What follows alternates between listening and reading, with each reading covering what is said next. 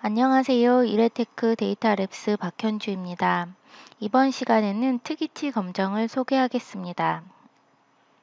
특이치 검정이란 데이터의 최대값이나 최소값이 특이치인지 확인하는 검정 방법입니다. 예를 들어 품질 엔지니어가 표본에서 비정상적으로 작아 보이는 값이 특이치인지 여부를 확인하기 위해 특이치 검정을 수행합니다. 그동안 데이터가 특이치인지를 판별하기 위해서 사용했던 상자 그림은 통계적으로 효과적이지 못해 의사결정을 하기 어려웠습니다. 특이치 검정의 결과에서는 특이치가 있을 경우 개별값 그림에서 빨간색 점으로 특이치를 표시해주며 검정 통계량과 p-value를 함께 제시해주므로 쉽게 의사결정을 할 수 있습니다. 미니탭에서는 그럽스 검정과 딕슨의 Q 패밀리 검정이 있습니다. 그럽스 검정은 ISO 스탠다드 17025의 방법입니다. 특이치 검정의 가설은 귀무가설 H0는 모든 데이터 값이 동일한 정규분포를 따른다. 대립가설 H1은 가장 작은 데이터 값 또는 가장 큰 데이터 값이 특이치이다 입니다. 예제를 통해 특이치 검정을 해보도록 하겠습니다. 빗자루 제조사에서 품질 엔지니어가 빗자루 손잡이의 강도를 확인하고자 합니다.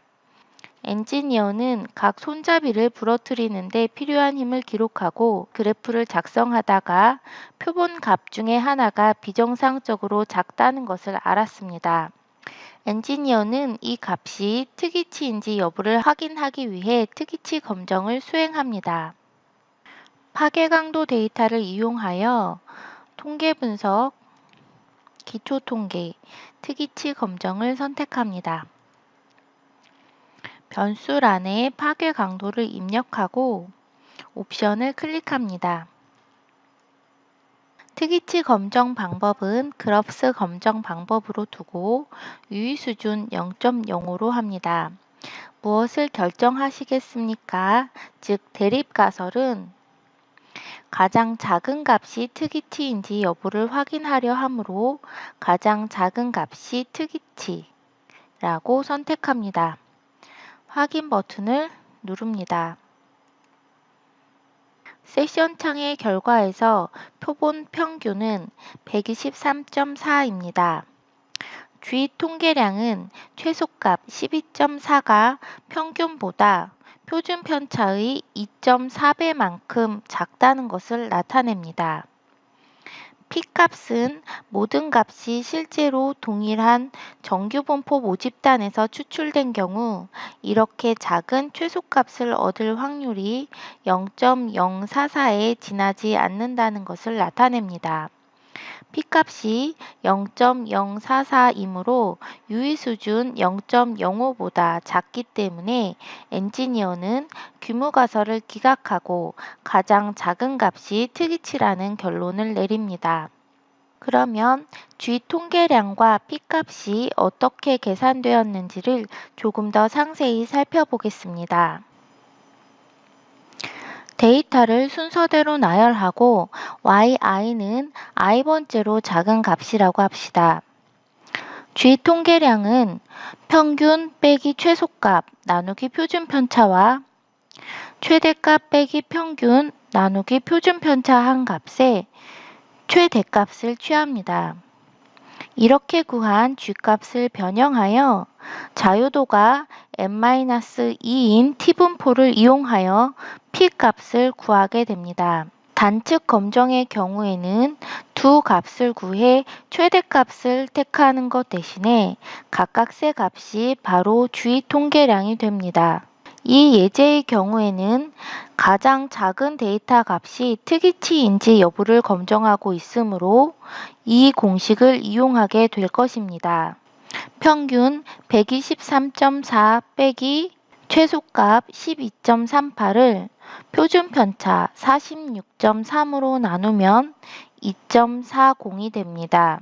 이렇게 구한 G 통계량을 이용하여 p-value를 산출했습니다.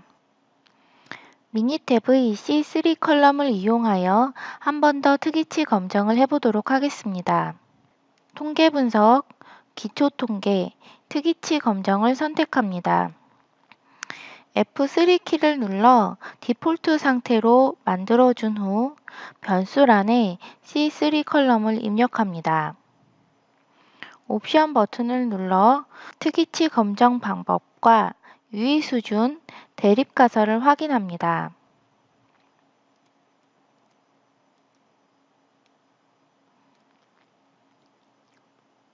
그래프스 검정 테스트 결과 이 데이터의 최소값과 최대값은 특이치라고 할 수 없습니다.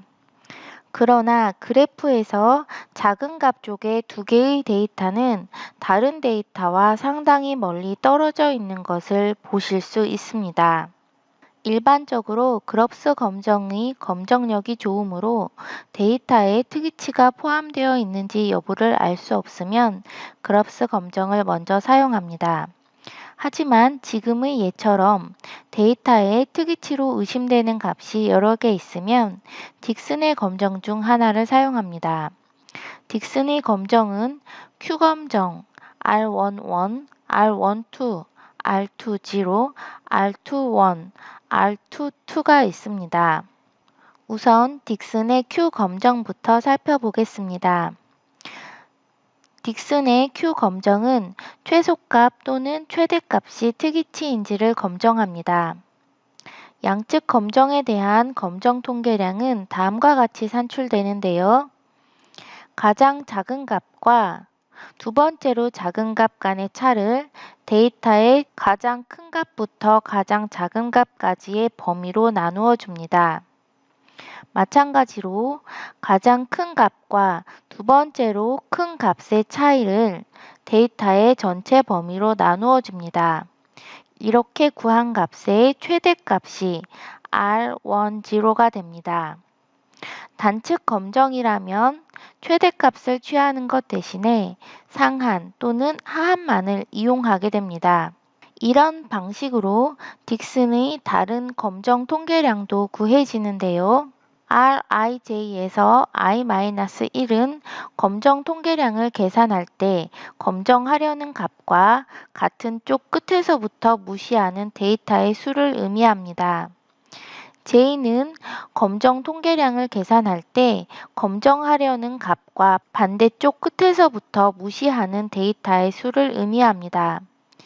예를 들어 딕슨의 Q테스트는 R10이므로 Y1이 특이치인지 여부를 검정한다면 I-1은 0, J는 0이므로 양쪽에서 무시되는 값은 없습니다.